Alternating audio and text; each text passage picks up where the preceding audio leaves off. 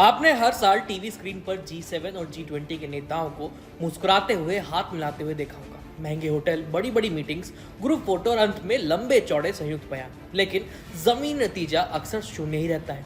अब खबर है कि इस पूरी दुकान को एक ऐसा झटका लगने वाला है जो इसे बंद भी करा सकता है। ये झटका वॉशिंगटन से लीक हुए एक खुफिया दस्तावेज के जरिए सामने आया, जिसने लंदन से लेकर बर्लिन तक सन्नाटा फैला दिया है। इस लीक दस्तावेज में दावा किया गया है कि ट्रंप की टीम मानती है कि पुराने नियम अब कबाड़ हो चुके हैं और अब दुनिया को चलाने के लिए एक नई पंचायत बैठानी चाहिए। इसका नाम होना चाहिए कोर 5 यानी C5।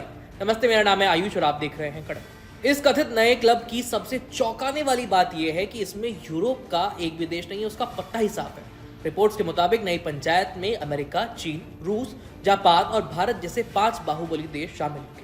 यहाँ विचारधारा की कोई शर्त नहीं है और पाकिस्तान का तो नामो निशान तक नहीं है। यही वजह है कि यह सवाल उठ रहा है कि क्या दुनिया का राजनीतिक नक्शा बदलने वाला है। क्या यूरोप अब इतिहास बनता जा रहा है और एशिया भविष्य की ओर बढ़ चुका है। इसी कोर 5 की थ्योरी को समझने और डिकोड करने की कोशिश आज हम करेंगे इस वीडियो में। आज की वैश्विक व्यवस्था दरअसल उन पहियों पर चल रही है जो दूसरे विश्व युद्ध के बाद फिट किए गए थे। संयुक्त राष्ट्र, international monetary fund, world bank और नेटो जैसे संस्थानों का पूरा ढांचा इसी सोच पर खड़ा था कि अमेरिका लीड करेगा और बाकी देश, बाकी दुनिया उसके इर्द गिर्द घूमेंगे। दशकों तक इसी तथाकथित उदारवादी अंतर्राष्ट्रीय व्यवस्था का दबदबा भी हमने देखा है, लेकिन तब से अब तक काफी बदलाव आ चुके हैं। समय एकदम बदल चुका है, दुनिया आगे बढ़ गई है। दुनिया की ताकतों का संतुलन पूरी तरह से बदल गया है, मगर संस्थाएं आज भी उसी पुराने ढांचे, पुराने ढर्रे में फंसी हुई है। संयुक्त राष्ट्र सुरक्षा परिषद की हालत आज एक ऐसे पुराने मकान जैसी हो चुकी है जिसकी छत टपक रही है, लेकिन मालिक मरम्मत कराने को तैयार ही नहीं है। वही 5 स्थायी सदस्य और वही वीटो पावर का नशा। नतीजा ये होता है कि चाहे यूक्रेन की जंग हो या गाजा का संघर्ष, कोई ठोस फैसला लिया ही नहीं जाता। पूरी दुनिया देखती रहती है और यूएनएससी सिर्फ बैठकों और बयानों तक सीमित रह जाती है। यही वजह है कि इसकी विश्वसनीयता पर लगातार सवाल खड़े हो रहे हैं। अगर G7 की बात करें तो वो आज एक ओल्ड बॉयज क्लब बन चुका है। 70 के दशक में जिन देशों की तूती बोलती थी, आज उनकी आर्थिक स्थिति और राजनीतिक पकड़ ढीली पड़ चुकी है। दुनिया की कुल GDP में G7 का हिस्सा लगातार घट रहा है और आज ये सिर्फ करीब 28% तक रह गया है, जिसमें भी आधे से ज्यादा हिस्सा अकेले अमेरिका का है। बाकी देशों की आबादी बूढ़ी हो रही है, पेंशन ले रही है, अर्थव्यवस्था की रफ्तार धीमी है और वैश्विक असर सीमित होता जा रहा है। G7 अब एक ऐसी चौपाल बन गया है जहां चाय नाश्ता तो होता है, लेकिन कोई फैसले नहीं हो पाते। इसके उलट अगर आज कोई मंच जमीन पर असर डालता है तो वो हमें दिखता है G20 में। इसकी वजह यह है कि इसमें वे देश शामिल हैं जिनके पास आज की दुनिया का असली पैसा है, जनसंख्या है और भविष्य भी है।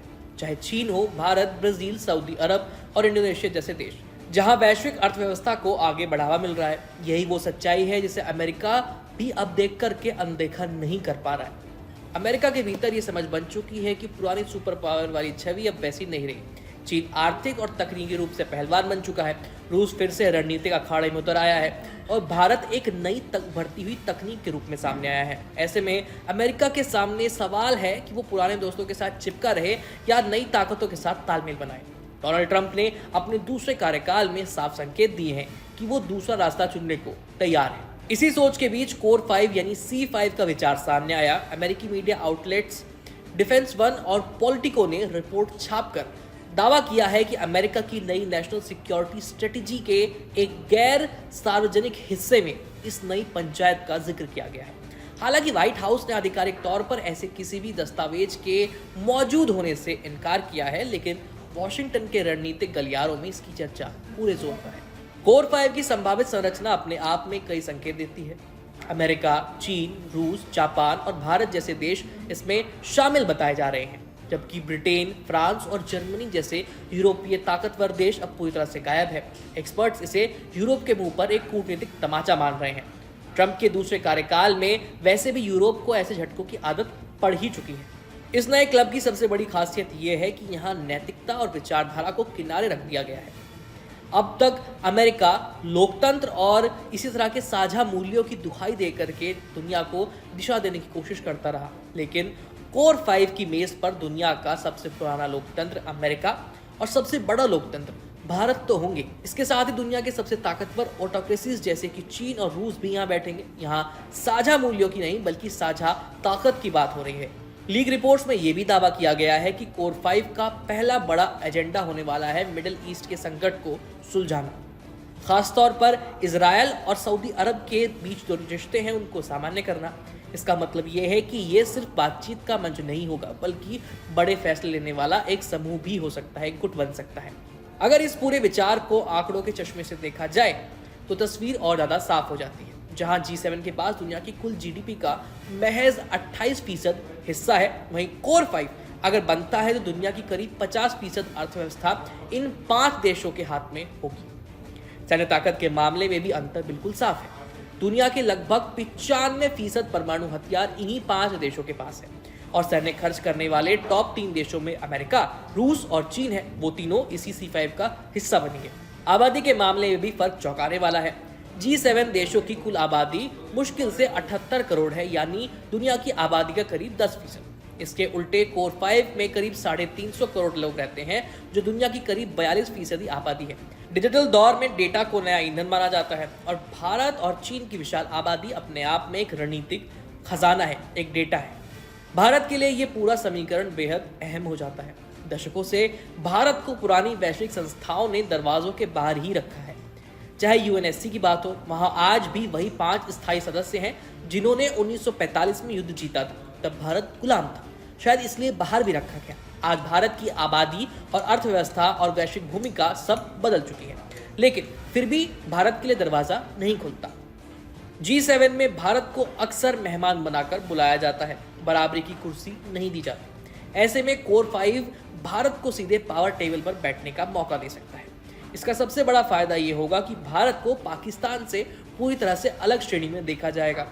दशकों तक पश्चिमी देश भारत और पाकिस्तान को एक ही तराजू में तौलते रहे हैं, लेकिन C5 जैसे मंच इस डिहाइफनेशन को स्थायी बना सकते हैं। इस पूरी चर्चा से अगर कोई सबसे ज्यादा घबराया हुआ है तो वो है यूरोप। न ब्रिटेन इसकी सूची में है और न ही जर्मनी या फ्रांस।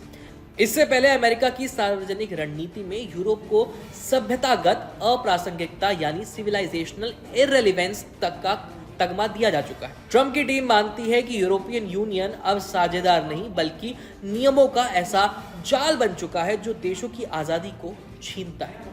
लीग रिपोर्ट इससे भी आगे जाती है और दावा करती है कि अमेरिका का गेम प्लान यूरोप में फूट डालने का है। कुछ चुनिंदा देशों को यूरोपियन यूनियन के प्रभाव से बाहर खींचने की रणनीति पर काम हो सकता है। इसे नाम दिया गया है मेगा यानी मेक यूरोप ग्रेट अगेन। साथ ही नेटो को लेकर भी साफ संदेश है अमेरिका की तरफ से कि अब यूरोप की सुरक्षा का पूरा बोझ उठाने के मूड में वो नहीं है। इसका सीधा मतलब ये है कि अमेरिका अटलांटिक से अपना फोकस हटा करके इंडो पैसिफिक की ओर बढ़ रहा है। आसान शब्दों में कहें तो यूरोप की शाम ढल रही है और एशिया का सूरज चढ़ रहा है।